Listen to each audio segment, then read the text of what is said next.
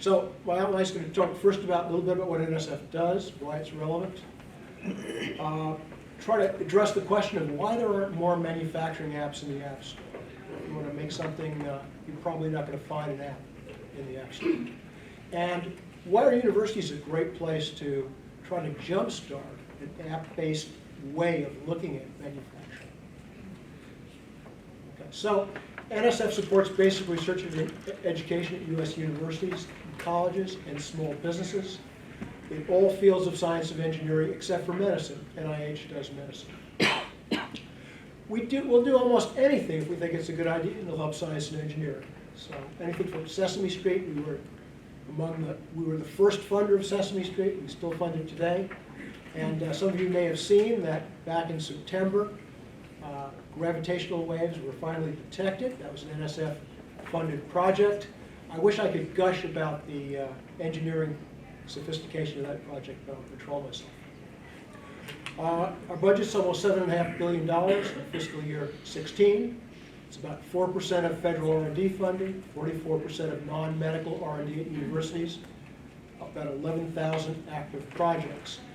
In order to select these projects, we've got a fabulous system. We invite in experts.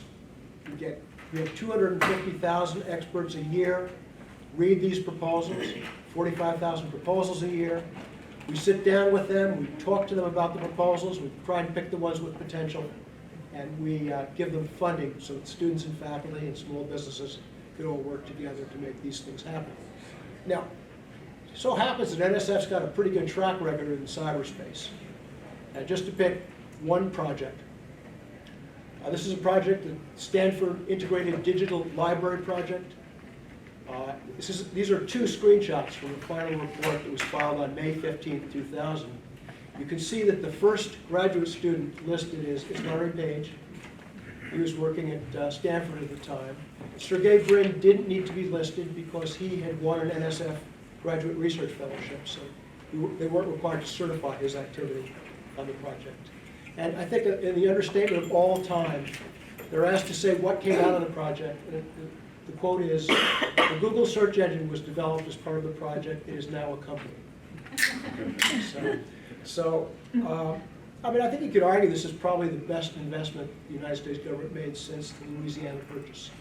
And it's not unique. Mark Andreessen was a graduate student who worked on the Mosaic web browser at the National Center for Superconducting Applications. He went off into industry, took that experience, and started Netscape Navigator with Jim Clark. So grad students can do anything. They don't know what's impossible. All right, this is the most important slide. So if you look at the top, I want to describe to you the flow of how things are manufactured, right? So somebody in a company that wants to produce something, as an engineer, a designer, that designer sits down at a CAD station of the type that Stephen Cooper's company produces. And engineers love what they do. They want to be able to design anything they can imagine. And Mr. Hooper's computer-aided design system lets them design anything they can imagine, even things that can't be made.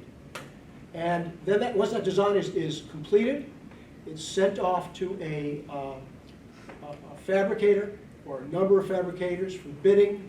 And the fabricator looks at that design and they decide whether they can produce it or not using the equipment they've got. And or they might say, you know, that curvy part in there, if we can make that straight, we can save you a lot of money, make it a lot faster, use something we've got on hand. And it's a negotiation process. There's a lot of information being exchanged. You can't engage in that conversation unless you have an engineering degree and a lot of experience. Everyone else is more or less shut out from the process. What we're trying to do is to reverse that flow. We've got a manufacturer who's got a machine. He not only has a machine, but he thinks he's got a product that the world needs. It needs to be semi-custom. It's going to be much better if it's semi-custom.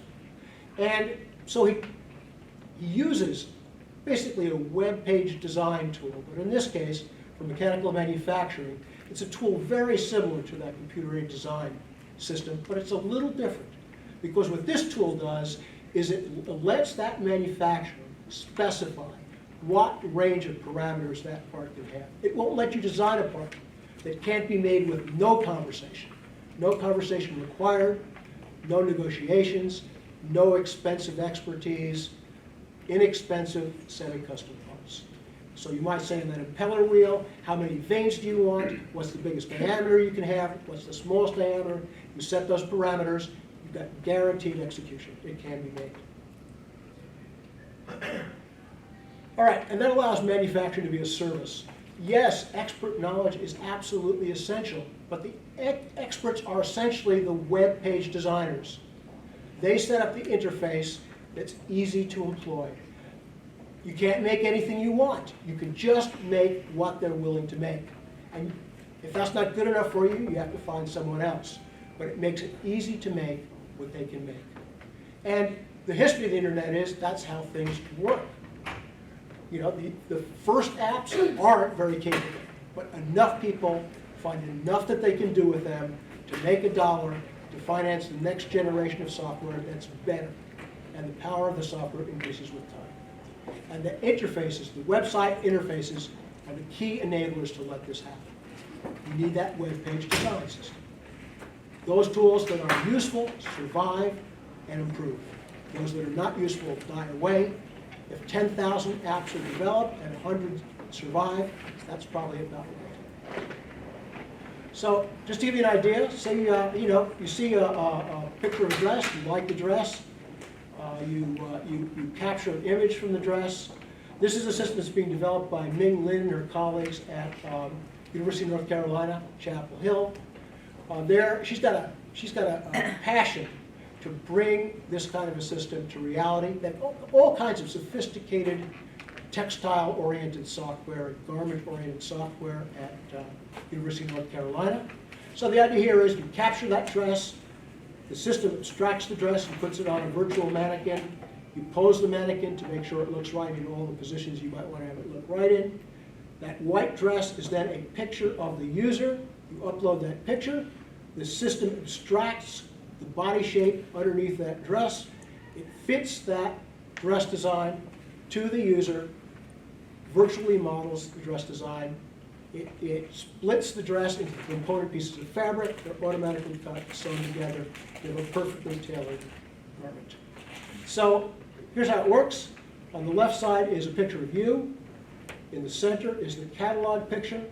In the right, the system has taken the dress off the catalog, put it on you with the rest of your clothing, and let's see how that works. Can you click on that for me?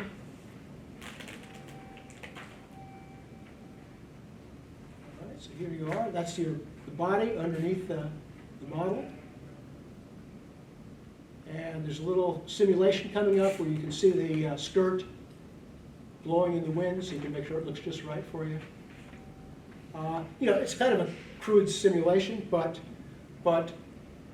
there's no reason it has to be. This could be as good as a Pixar animation. Now, you got your skirt, and it would look really great with a sharp pair of shoes.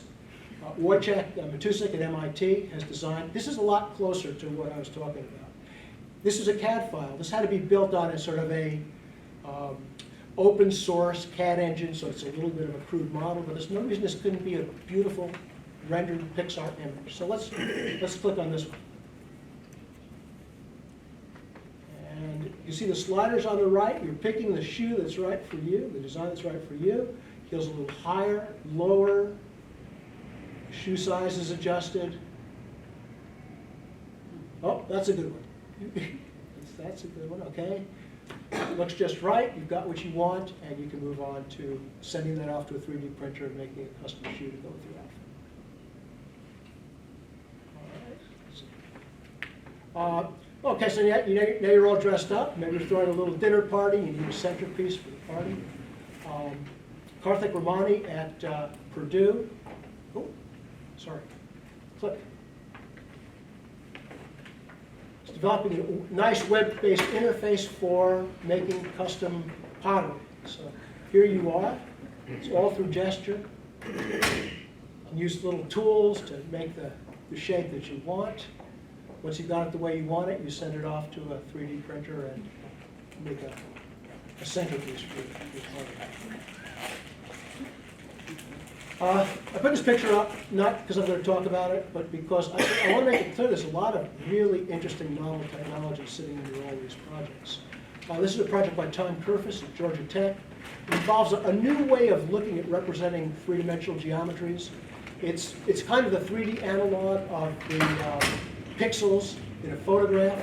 And what that lets you do is use the same kind of graphical processors that we use for processing photographs in the 3D space. It lets you do very interesting things in manufacturing.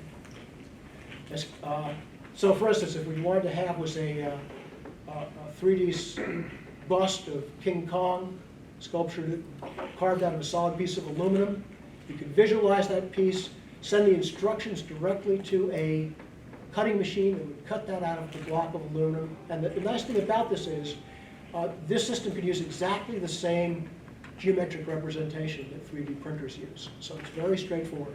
You have to make it into a 3D printer or to make it on a cutting machine. And as Karen said, Georgia Tech, Penn State, and Virginia Tech are all collaborating to develop an app that lets you make that decision. Do I cut it or do I 3D print it? Albert Shee at University of Michigan is developing a similar kind of a system. But in this case, it's so a doctor could develop a custom orthosis or a prosthesis for a patient, have fast turnaround and perfect fit. Problem with 3D printers is if you take the same instructions and you send them to two different 3D printers, you don't get exactly the same geometry of the parts that you finished. So for instance, in the case of that prosthesis, you might have to have a calibration for that specific printer. This is a project at USC and Purdue. The idea here is you take your 3D printer, you print 3 specific shapes that are specified that you're provided with files for. You scan those 3 shapes, you learn their geometry, you send it back to the app, and the app gives you a program that corrects the program to make a perfect part on your printer. This is a project at University of California, Davis by Xiaochen Chen. He's a leader in bioprinters to make, someday to make tissues and organs using 3D printing. He's trying to look into how cyber users might take advantage of such a system as well. This is an interesting project at University of Louisville. You can't quite see it, but that picture on the far right is a little nano gripper. And above that is a system for assembling nanoscale parts into useful devices. And Dan is looking for a way to make this a practical thing to do over the web. This is a little off topic, and I wish you could hear the sound, but this is a project by Mohammed Al-Farouk at University of California, Irvine. It's a cybersecurity project. What Farouk is looking at is how could you steal a program from a 3D printer? And what he's found is if you listen to the sound of the printer as the part is being made, you can reconstruct what the geometry of the part is that's being made. So a lot of different things. I want to give you a brief summary here. Cyber manufactured at NSF. It's a collaboration between our Director for Engineering and our Computer Science Directorate. It's absolutely essential that we work together, and we are working together.